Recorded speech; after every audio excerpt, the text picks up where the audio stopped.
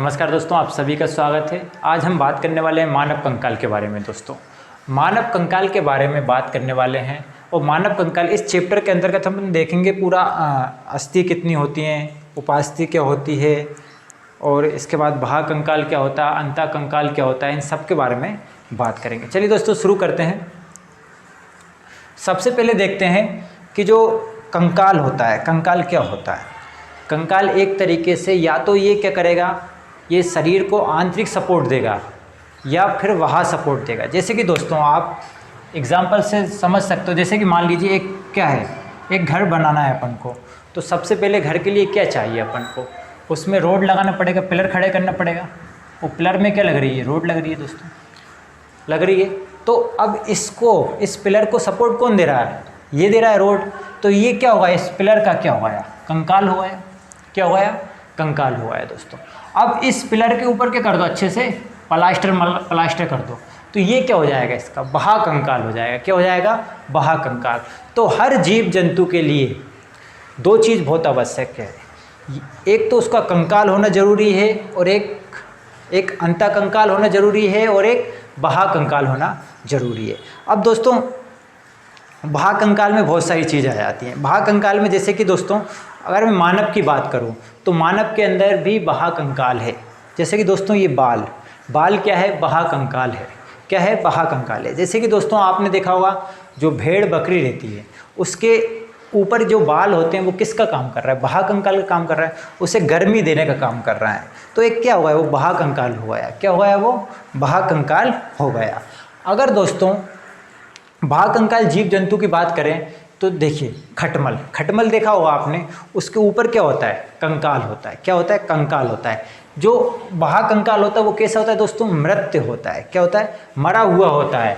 और यही खटमल के ऊपर क्या करता है, इसके सपोर्ट देने का काम करता है। मतलब इसके अंदर भी जो भी इसके अंदर भरा हुआ है उसको क्या दे रहा है, एक तरीके से सपोर्ट कर रहा है, मदद कर रहा है। उसके अंदर की चीज़ों को क्या रख रहा है, सुरक्षित रख रहा है। तो खटमल के ऊपर देखा हुआ दोस्तों मच्छर के ऊपर भी क्या होता है दोस्तों, बाह्य कंकाल होता है। जब आप उसके ऊपर देखोगे, आप कभी भी मच्छर को मारा होगा तो पट की आवाज़ आती है। जैसे मारोगे आपको कैसी आवाज़ आएगी, पट। तो उसके ऊपर क्या है, कंकाल। क्या है, कंकाल है। ये उसको भी रक्षा कर रहा है दोस्तों। चींटी के ऊपर भी क्या होता है, बाह्य कंकाल होता है। बिच्छू के ऊपर भी क्या होता है दोस्तों, बाह्य कंकाल होता है। बाह्य कंकाल कुछ नहीं करता है, उसके जो अंदर की जो चीज़ें हैं, जो भी अंदर उसके लीवर मांस जो भी है, उसको क्या कर रहा है, फुल सपोर्ट कर रहा है, उसे रक्षा करने का काम कर रहा है। एक तरीके से सुरक्षा कवच है। क्या है वो, सुरक्षा कवच है दोस्तों। आपने शल्क देखा होगा, जिसे शंख कहा जाता है, जो कि आप लाए होंगे उसको, तो वो क्या होता है, शंख होता है। जिस शंख देखा होगा उसके अंदर क्या होते हैं, जीव जंतु भरे हुए रहते हैं। तो उस शंख के अंदर जो जीव रहता है उसको सपोर्ट कौन दे रहा है, बाहर से दे रहा है। क्या होता है, वो कठोर होता है। जो अपन मंदिरों में रहते हैं, बजाते हैं, वही शंख की बात हो रही है। बाल भी क्या है, बाह्य कंकाल का रूप है। तो दोस्तों आप बाह्य कंकाल समझे होंगे। बाह्य कंकाल क्या करता है, एक तरीके से जीव जंतु को बाहरी ओर से सपोर्ट देता है। क्या देता है, बाहरी ओर से सपोर्ट देता है। अब दोस्तों बात करते हैं अंतः कंकाल की। अंतः कंकाल क्या होते हैं, एंडोस्केलेटन क्या होता है दोस्तों, ये क्या होता है, आंतरिक रूप से सहायता दे सकते। जैसे दोस्तों मैंने आपको बताया एक पिलर होता है, पिलर में जो आंतरिक रूप से सहायता दे रहा है वो कौन दे रहा है, रोड दे रही है। जो सरिये होते हैं उसके अंदर वो क्या दे रहा है, उसको आंतरिक सहायता दे रहा है। तो इसी प्रकार जो जितने भी जीव जंतु हैं, जैसे कि भेड़ बकरी, आप समझ सकते हो, आराम से आप पहचान सकते हो कि इसके अंदर अंतः कंकाल है कि बाह्य कंकाल है। तो भेड़ बकरी आप देखोगे अंदर क्या होती है, हड्डियाँ होती हैं। तो उसके अंदर क्या है, आंतरिक कंकाल है। अब आंतरिक कंकाल उसको अंदर से सपोर्ट दे रहा है, ओके। और उसको बाहर से जो रक्षा कर रहा है वो कौन कर रही है, खाल कर रही है, ओके, ये मांस कर रहा है। इसी अलावा देख सकते हो आप मानव कंकाल। मानव में भी क्या है, अंदर क्या है, कंकाल है, ओके। उसकी रक्षा कौन कर रहा है, अंदर से, जैसे लीवर है, हार्ट है, तो उसकी रक्षा कौन कर रहा है, कंकाल कर रहा है। इधर क्या है, रिब्स हैं, अपने रिब्स के अंदर क्या लगा है, हार्ट लगा। तो उसकी रक्षा क्या कर रहा है, हार्ट की रक्षा कौन कर रहा है, रिब्स कर रही हैं दोस्तों। जानवर, जितने भी जानवर हैं आप, उसमें क्या होता है, अंतः कंकाल पाया जाता है। तो आप अंतः कंकाल के बारे में समझे दोस्तों। अब दोस्तों बात करते हैं कि जो एक कछुआ होता है, कुछ जीव जंतु जो रहते हैं उसमें बाह्य कंकाल भी देखने को मिलेगा और अंतः कंकाल भी मिलेगा देखने को। जैसे कि दोस्तों कछुआ। कछुआ में देखा होगा आपने, तो दोस्तों जो ऊपर होता है, जो ऊपर जो टोपी जैसी होती है वो क्या होता है, बहाकंकाल होता है। लेकिन दोस्तों उसके पैर जो रहते हैं उसमें क्या होती है, हड्डियां होती हैं। तो ये क्या है, दोनों होगा है। तो बहाकंकाल और अंतकंकाल का ऐसा उदाहरण कौन सा है, कछुआ है। ये एग्जाम में पूछा जाता है दोस्तों। ओके, तो कछुआ किसका उदाहरण है, बहाकंकाल का और अंतकंकाल का दोस्तों। अब बात करते हैं पर अस्थि, बोन किसे कहा जाता है दोस्तों। अस्थि क्या होती है, एक तरीके से कठोर पदार्थ है। क्या है, कठोर पदार्थ है। ये क्या होता है, बिल्कुल ठोस होता है दोस्तों। और एक होती है उपास्थि। अब उपास्थि क्या होती है दोस्तों, ये थोड़ी नरम होती है। आप जैसे कि देखा मांस के ऊपर जो देखा होगा आपने, एक जैसे हड्डी है, जैसे कि मुर्गे की क्या हड्डी है। अब जब इसके ऊपर मांस देखा होगा आपने, क्या लगा, मांस लगा है, तो इसके इस यहाँ पे देखा होगा, तो यहाँ पे क्या होता है, बिल्कुल एक नरम होता है। नरम मतलब क्या होता है, वो क्या है, उपास्थि है। ये क्या होती है, हड्डी से क्या होती है, थोड़ी कमज़ोर होती है। और आप उसको क्या करोगे, आप आराम से उसको चबा सकते हो। तो ये क्या है, नरम है। तो आप पहचान सकते हो कि जो अस्थि होती है वो कठोर होती है। इसको, और ये भारी, ये जो इधर वाला भाग है वो क्या है, कठोर है। लेकिन इसके ऊपर जो इसके आगे का भाग होता है उसमें क्या लगा होता है दोस्तों, उपास्थि की बनी होती है। वो कैसी होती है, नरम होती है। तो आप कह सकते हो कि अस्थि से क्या होती है, उपास्थि थोड़ी क्या होती है, नरम होती है। तो अस्थि क्या होती है, बिल्कुल कठोर होती है। बोन क्या होती है, बिल्कुल कठोर होती है। और उपास्थि कैसी होती है, थोड़ी कमज़ोर होती है। ओके दोस्तों, आप उपास्थि के उदाहरण भी देख सकते हो दोस्तों। जैसे कि ये कान में क्या है, उपास्थि है, हड्डियाँ नहीं है, क्योंकि ये बहुत नरम है। आप इधर से उधर घुमाओगे, आप क्या करेगा, आराम से घूम जाएगा। तो ये क्या है दोस्तों, उपास्थि है। क्या है, उपास्थि है। यहीं पर आप गले में देखोगे दोस्तों, गले में जो सांस, जो अपन वायु, जो ऑक्सीजन लेते हैं और जो खाना खाते हैं, तो उसका एक गेट लगा होता है दोस्तों। क्या लगा होता है, गेट लगा होता है, जिसे कहते हैं इपोग्लोटिस। ओके, तो इपोग्लोटिस में क्या करता है, उसको एक तरफ इधर पहुंचाने का काम करता है, एक तरफ इधर पहुंचाने का, मतलब सांस जो अपन वायु की जरूरत है वो किसको है, फेफड़ों के, तो फेफड़ों में जाएगी हवा। ओके, इसके अलावा खाना जो जाएगा अपना कहाँ, अमाशय में जाएगा। तो वो कौन करता है, वो होता है इपोग्लोटिस। इपोग्लोटिस क्या करना, उसको पहुंचाने का काम करता है। और इपोग्लोटिस भी क्या होता है दोस्तों, उपास्थि होती है। उपास्थि क्या होती है, बिल्कुल नरम होता है दोस्तों। कैसा होता है, लचीला होता है। तो उपास्थि समझे आप दोस्तों। उपास्थि कैसी होती है, अर्ध ठोस होती है, ठोस नहीं होती है। ठोस कौन होती है दोस्तों, अस्थि होती है। ये कैसी होती है, लचीली होती है। जैसे कि दोस्तों ये कान के जो ऊपर का हिस्सा है वो कैसा है दोस्तों, लचीला है, पारदर्शक होता है दोस्तों। कैसा होता है, पारदर्शक। आप इसके आर से पार हल्का सा देख सकते हो, लेकिन हड्डी के आर से पार आप नहीं देख सकते हो दोस्तों। अब जो उपास्थि होती हैं, उपास्थि में क्या पाया जाता है, ग्लाइकोप्रोटीन पाया जाता है। क्या पाया जाता है, ग्लाइकोप्रोटीन पाया जाता है। इसके बाद इसके ऊपर एक जो झिल्ली होती है, इस उपास्थि के ऊपर क्या होती है, एक झिल्ली होती है। इस यहाँ पे क्या है, अपनी मान लीजिए उपास्थि, और इसके ऊपर जो एक झिल्ली होती है उसे क्या कहते हैं अपन, पेरिकोन्ड्रियम झिल्ली कहा जाता है। ये कहाँ पाई जाती है, उपास्थि के ऊपर पाई जाती है। तो आप दोस्तों उपास्थि को समझे। अब बात करेंगे अपन अस्थि। अस्थि किसे कहते हैं, बोन। अब जो अस्थियाँ हैं वो क्या, ये कैसी होती हैं, ठोस होती हैं दोस्तों। कैसी होती हैं, ठोस होती हैं। और जो वयस्क, जो अपन मनुष्य की बात करें तो मनुष्य में 206 हड्डी पाई जाती है। एक जो वयस्क मनुष्य होता है उसमें 206 हड्डियाँ पाई जाती हैं। ओके दोस्तों, लेकिन जो एक नवजात बच्चू होता है, जो बिल्कुल जो शिशु होता है, बिल्कुल छोटा सा भ्रूण से इसके बाद जो शिशु बनता है, इसके बाद उसमें जो हड्डियों की संख्या रहती है वो 300 रहती है। कितनी रहती है, 300 रहती है। लेकिन जैसे जैसे धीरे धीरे जो बच्चा बड़ा होता जाता है उसमें क्या, हड्डियों की संख्या कम हो जाती है। कैसे हो जाती है, जब उसकी मम्मी उसको मालिश करती है बढ़िया तेल में लगा के, तो वो हड्डियाँ क्या हो जाती हैं, आपस में ज्वाइंट होने लगती हैं। क्या होने लगती हैं, ज्वाइंट। और इस प्रकार से 300 होती है क्या, बचपन में बिल्कुल बच्चा होता है नवजात।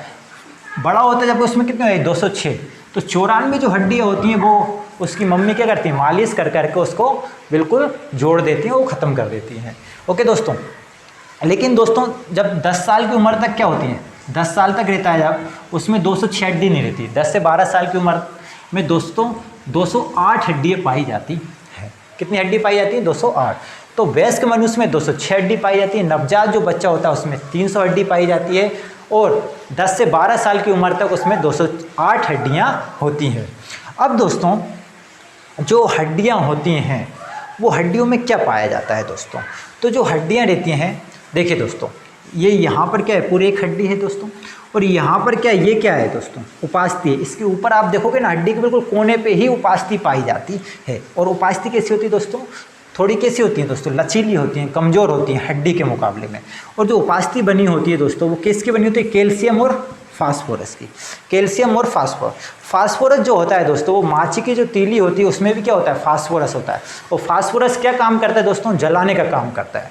तो आपने देखा होगा जब व्यक्ति कोई मर जाता है तो अगर उसमें फास्फोरस की अधिकता है तो आग जो लगेगी बिल्कुल धगधगा के लगेगी, मतलब आग बहुत तेज़ी से लगेगी।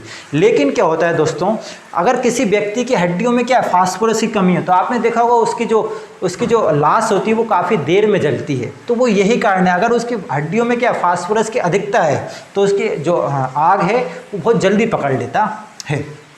तो कैल्शियम और फास्फोरस क्या इसकी उपास्थि में पाया जाता है।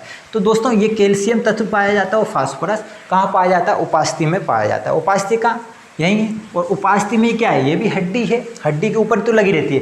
तो आप कह सकते हो कैल्शियम और फास्फोरस क्या हड्डियों में भी पाया जाता है। अब दोस्तों जो हड्डी को मजबूती देती है, देखिए कैल्शियम और फास्फोरस हड्डी को मजबूत नहीं करता है, ओके, लेकिन जो हड्डी को मजबूत करने का काम करता है वो करता है अपना कैल्शियम कार्बोनेट। कैल्शियम कार्बोनेट जो पदार्थ है जो वो क्या करता है, हड्डियों को बिल्कुल मजबूत बनाता है। तो कैल्शियम कार्बोनेट का काम क्या होता है, हड्डियों को मजबूत करना होता है। तो हड्डी में क्या क्या पाया जाता है, तो कैल्शियम पाया जाता है, ओके, फास्फोरस पाया जाता है और कैल्शियम कार्बोनेट पाया जाता है। अच्छा, क्वेश्चन आता है कि हड्डी में कौन सा खनिज पाया जाता है सबसे अधिक मात्रा में। तो सबसे जो अधिक मात्रा में पाया जाता है वो कैल्शियम पाया जाता है। लेकिन क्वेश्चन अब इस तरीके से भी पूछ सकता है कि दूसरा सबसे अधिक तत्व कौन सा, या दूसरा सबसे अधिक खनिज कौन सा पाया जाता है, तो फास्फोरस पाया जाता है। ओके, तो यहाँ पे लिखा भी है कैल्शियम फास्फेट क्या करता है, मानव में अस्थि में सबसे ज़्यादा मात्रा में क्या पाया जाता है, कैल्शियम फास्फेट पाया जाता है। कैल्शियम कार्बोनेट क्या करता है, अस्थि को मजबूत करने का काम करता है। अब इसमें दो प्रोटीन पाए जाते हैं दोस्तों। यहाँ उपास्थि में आप देखोगे तो यहाँ पर जो प्रोटीन पाया जाता है वो कोलेजन नामक प्रोटीन पाया जाता है। कौन सा पाया जाता है, कोलेजन नामक प्रोटीन पाया जाता है। लेकिन दोस्तों जो कठोर हड्डियाँ होती हैं उसमें ओसिन प्रोटीन पाया जाता है। तो दो प्रोटीन के नाम याद रखना, कोलेजन प्रोटीन, क्या कोलेजन प्रोटीन, और दूसरा कौन सा है, ओसिन प्रोटीन। ओके, इसमें जो खनिज पाया जाएगा वो कौन सा पाया जाएगा, कैल्शियम पाया जाएगा। सबसे अधिक मात्रा में कैल्शियम होता है और दूसरा सबसे अधिक मात्रा में फास्फोरस पाया जाता है। अब दोस्तों अब इस हड्डी के अंदर चलते हैं अपन। जब इस हड्डी को अंदर से देखेंगे दोस्तों, तो जब अंदर घुसेंगे तो क्या होगा, अंदर घुसने के लिए किसकी ज़रूरत होती है, गुफा की। गुफा में आप अंदर जा पाओगे ना, तो इसको किसी भी खोखली चीज़ को अपन क्या बोलते हैं, गुहा बोलते हैं। क्या बोलते हैं, गुहा। अंदर घुसने की चीज़ को क्या बोलेंगे, गुहा बोलेंगे। तो जब इसके अंदर जाओगे तो इसको क्या बोलेंगे अपन, गुहा। क्या बोलेंगे, गुहा कहते हैं। अब दोस्तों इसके अंदर जो होता है वो गुहा कहता है, लेकिन इस गुहा में जो गुहा का नाम है उसको क्या कहेंगे अपन, मज्जा कहेंगे। क्या कहेंगे, मज्जा। इसके गुहा को क्या कहा जाएगा, मज्जा कहा जाएगा। अब मज्जा के अंदर ही क्या होता है दोस्तों, अस्थि मज्जा पाया जाता है। क्या पाया जाता है, अस्थि मज्जा। अस्थि मज्जा जो होता है वो क्या होता है, तरल पदार्थ होता है। तरल पदार्थ कहाँ पर पाया जाता है, तो इस मज्जा में पाया जाता है। ओके, जो हड्डी का जो खोखला भाग होता है उसे गुहा कहा जाता है, और इस मज्जा में एक तरल पदार्थ पाया जाता है जिसे कहा जाता है अस्थि मज्जा। अब दोस्तों जो अस्थि मज्जा का काम होता है वो अपने अंदर किसको, ब्लड का निर्माण करने का काम करता है दोस्तों। क्या करता है, ब्लड। ओके, अब ब्लड में आरबीसी डब्ल्यूबीसी इन दोनों का निर्माण करता है। किसका निर्माण करता है, आरबीसी और डब्ल्यूबीसी। अब दोस्तों आरबीसी का जो निर्माण होता है वो लाल यहाँ पे पाया जाता है, बिल्कुल लाल लाल। ओके, यहाँ के ऊपर, तो इसके ऊपरी जो भाग पे जो लाल पाया जाता है, ऊपर जो हड्डी होती है बिल्कुल कैसी होती है, लाल होती है, और यहीं से क्या होता है, आरबीसी का निर्माण होता है। लेकिन जो दोस्तों बीच में जो पाया जाता है पीला पदार्थ, ओके, यहाँ पे पीली हड्डी पाई जाती है, तो इसके अंदर होता है दोस्तों पीला, ओके, पीला अस्थि मज्जा। तो यहाँ से निर्माण किसका होता है, डब्ल्यूबीसी का निर्माण होता है। तो अस्थि मज्जा में किसका निर्माण होता है, आरबीसी का और डब्ल्यूबीसी का निर्माण होता है। ओके, लेकिन दोस्तों जब एक बच्चा होता है, बच्चे में उतनी क्षमता नहीं होती कि हड्डी में क्या हो जाए, उसके ब्लड का निर्माण हो जाए। तो जो एक भ्रूण रहता है, माँ के पेट के अंदर जो भ्रूण रहता है उसमें जो ब्लड का निर्माण होता है आरबीसी डब्ल्यूबीसी का, तो वो होता है मीसोडर्म में। और मीसोडर्म कहाँ होता है दोस्तों? लीवर में होता है। तो आप याद रखोगे मीसोडर्म में क्या होता है? भ्रूण में ब्लड का निर्माण होता है। तो मीसोडर्म में क्या होता है? जो भ्रूण रहता है उसमें ब्लड का निर्माण होता है दोस्तों। अब दोस्तों अगर बच्चों में विटामिन डी की कमी हो जाए, विटामिन डी की कमी हो जाए, जो कि प्रकाश इसका सबसे बड़ा स्रोत है विटामिन डी का, तो बच्चों में अगर विटामिन डी की कमी हो जाती है तो रिकेटस नामक रोग हो जाता है। क्या हो जाता है? रिकेटस नामक रोग हो जाता है। ओके। और वयस्क जो बड़े होते हैं उनमें अगर विटामिन डी की कमी हो जाए तो ओस्टियोमलेशिया नामक रोग हो जाता है दोस्तों। आपने देखा होगा अगर 20 से 25 साल के जो बच्चा होता है, बच्चे में अगर बच्चे की हड्डी टूट जाती है तो उसकी हड्डी जल्दी जुड़ जाती है। कैसे जुड़ जाती है? जल्दी जुड़ जाती है। तो उसमें क्या होता है? अच्छा, उसका मतलब शरीर क्या होता है? थोड़ा सही तरीके से काम कर रहा होता है तो उसकी हड्डी जल्दी जुड़ जाती है। लेकिन दोस्तों जैसे जैसे बुढ़ापे की ओर जब इंसान जाता है तो उसकी हड्डी क्या हो जाती है? कमज़ोर होने लगती है। ओके। उसमें क्या हो जाती है? विटामिन डी की कमी होने लगती है। और जब 30 साल से ऊपर जैसी व्यक्ति पहुँचता है, अगर उसकी हड्डी टूट जाए तो उसकी हड्डी को जुड़ने में काफ़ी दिक्कत होती है। लेकिन जैसे जैसे धीरे धीरे आगे बढ़ेगा उसकी हड्डी क्या हो जाती है? जल्दी, मतलब जल्दी जुड़ नहीं पाएगी। ओके। कहीं से टूट जाएगी तो जल्दी जुड़ नहीं पाएगी। तो दोस्तों अपन ने आज पढ़ा क्या है? मानव कंकाल के बारे में समझा है, हड्डी या बोन के बारे में थोड़ा बहुत अपन ने जाना है। तो एक बार रिवीजन और कर लेते हैं बिल्कुल जल्दी से। बहाकंकाल जो पाया जाता है वो खटमल, मच्छर, चींटी, बिच्छू, सल्क, बाल, इन सब में क्या होता है? बहाकंकाल होता है जो बाहरी ओर से शरीर के अंदर की चीज़ों की क्या करता है? रक्षा करता है। अंतःकंकाल किसे कहा जाता है? इंडोस्केलेटन। ये होता है भेड़, बकरी, मानव, जानवर, जितने भी जानवर हैं उनमें क्या पाया जाता है? अंतःकंकाल पाया जाता है। ये आंतरिक रूप अंदर जो, जैसे कि अंदर कोई भी चीज़ है उसकी रक्षा करता है, गुहा में रहता है बिल्कुल। जैसे कि अपना हार्ट की रक्षा कौन कर रहा है? तो रिब्स कर रही है दोस्तों। तो ये आंतरिक रूप से मदद करता है। अब दोस्तों जो ये होती है वो अस्थि पाई जाती है, उपास्थि पाई जाती है। उपास्थि क्या होती है? थोड़ी दोस्तों ठोस नहीं होती है, मतलब अर्ध ठोस होती है, जबकि अस्थि कैसी होती है? ठोस होती है। और ये कैसी होती है? अस्थि लचीली होती है, पारदर्शक होता है। और जो इसमें उपास्थि होती है उसमें कौन सा प्रोटीन पाया जाता है? ग्लाइकोप्रोटीन पाया जाता है। इसकी झिल्ली को क्या कहते हैं? पेरिकोन्डियम कहा जाता है। अस्थि ठोस होती है। ओके। उपास्थि आप देख सकते हो दोस्तों, ये कान की जो कान है उसमें कौन सी है दोस्तों? उपास्थि। जबकि अस्थि वयस्क मनुष्य में 206 होती है।